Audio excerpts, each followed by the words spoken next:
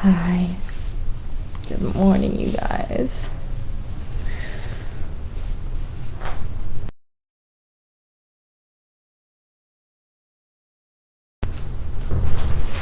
Hello, hello, hello. Good morning, good morning, good morning.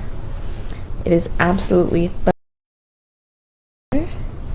Sometimes after the big storm, we get that nice little cold front really ringing in the fall and winter season. So I'm feeling it here today. I have my double layers. And I finished our Second Chronicles transcription as of this morning, canceling out a little bit of time I have. So we're going to do a daily message from the Quran, and then we'll go ahead and get into our next part of Second Chronicles a little bit later today. All right, without further ado, we are back. Let us begin with our daily message. In the name of Allah, most gracious, most merciful.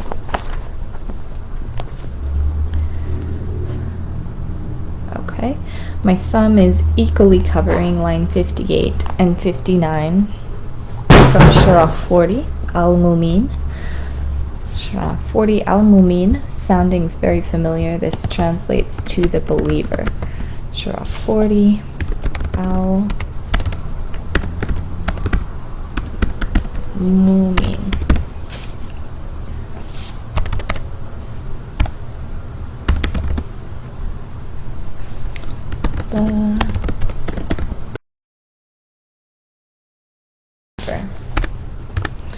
And this was line 58 and 59.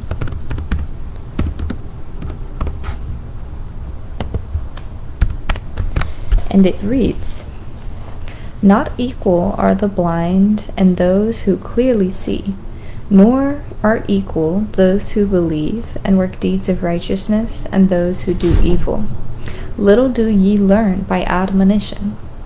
The hour will certainly come. Therein is no doubt. Yet most men believe not." Most men. Can you believe that? Can you believe that? After all this time, I think that's what impresses me the most. That so much time has gone by, with so much being revealed and so much being shown to all of us. Yet there's still, I would say there's still most of us who have a hard time comprehending what is going on. I'm not even trying to sound mean or abrupt, but that's what this is saying here, okay? Those who can versus cannot comprehend, they're not equal. It's quite clear in saying this here. Those who believe and do not believe, they're not equal. So why should those who believe stoop down to the equality of those who do not believe? In that case, it does not make sense. And oh, how I try. And oh, how I try to see things differently and take a look at other perspectives and try to broaden my understanding and my horizons. Oh, how I try to do that. But at this point, there is a point of no return, okay?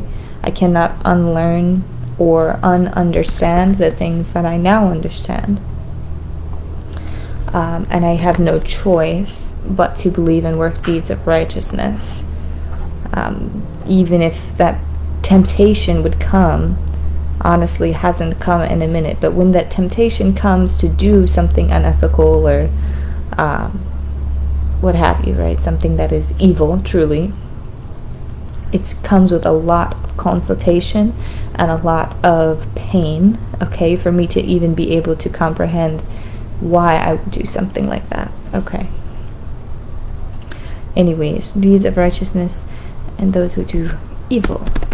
And evil, too, is not always the outright what we think of evil deeds. When it's talking about evil here, it's simply comparing this to disbelief. That is considered evil, is disbelief.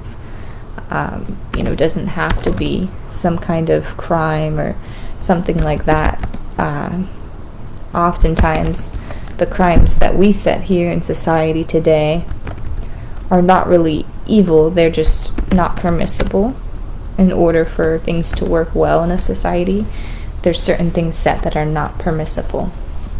So, in God's law, in God's eyes, the evil truly is disbelief, and it's also dissuading or persuading others away from his message and his goal. That is considered evil, right? In this context, in God's context. Saying here, the hour will certainly come. The hour will certainly come. And so that's why, as believers, we always strive to stay ready, right? We have our last prayer not so long ago. They're periodic, so we're always ready, right? We keep ourselves clean and presentable and fresh, just as the Vikings did a long time ago, because they could die at any moment. Their belief was if we stay clean and kept, we could die at any moment and be presentable for the meeting of us and our God. That was the idea. So why, again, I feel like I keep having to defend this, why religion is important, why rites and rituals and methods of religion, practices of religion are important, because it always keeps you fresh and it always keeps you ready for that time. And maybe it will be, right, on your deathbed, maybe you will be waiting 100 years until, your body is actually wearing down.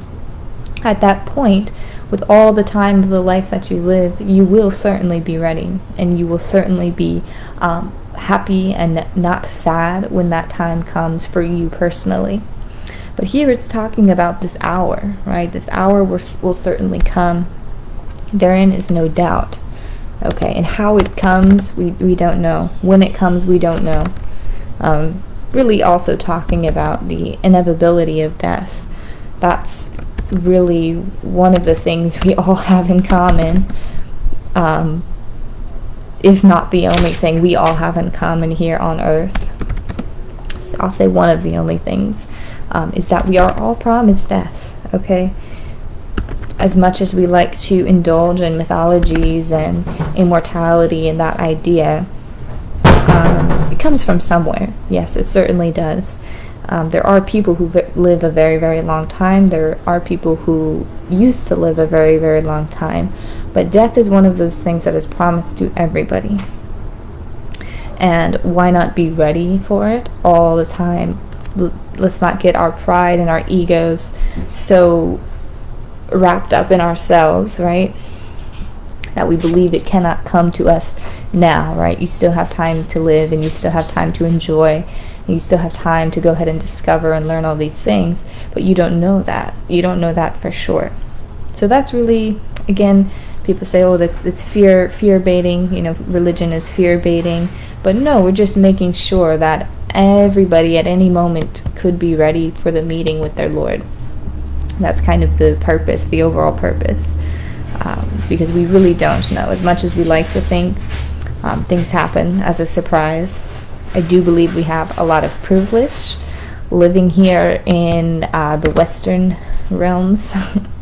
Living here in the U.S., we have a lot of privilege when it comes to, and many other places too, they have their privilege. But speaking to my audience, we take that for granted that yes, well, we have this plan, we have our retirement, we're going to live till we're this, and this age, and we don't have to worry about really the times then or the times before or the times now, because it's all given to us, right? We just expect and we expect and we expect.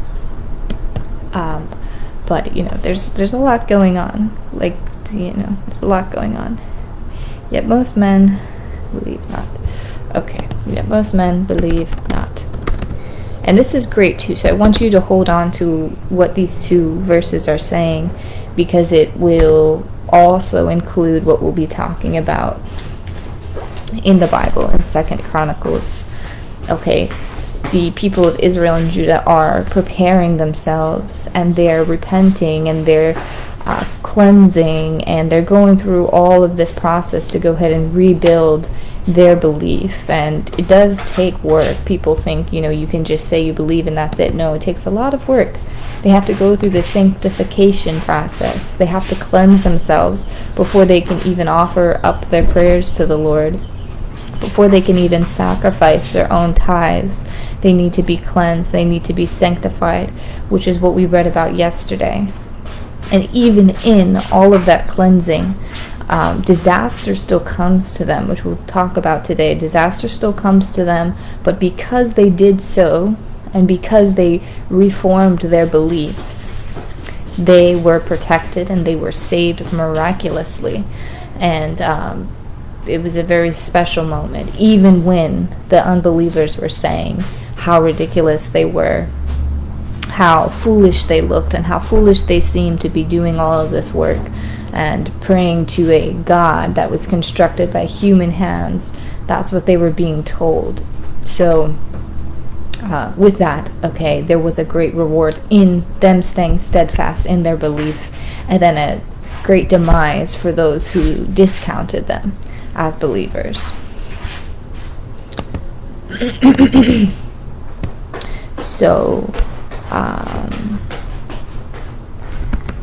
I will title this how I will title it.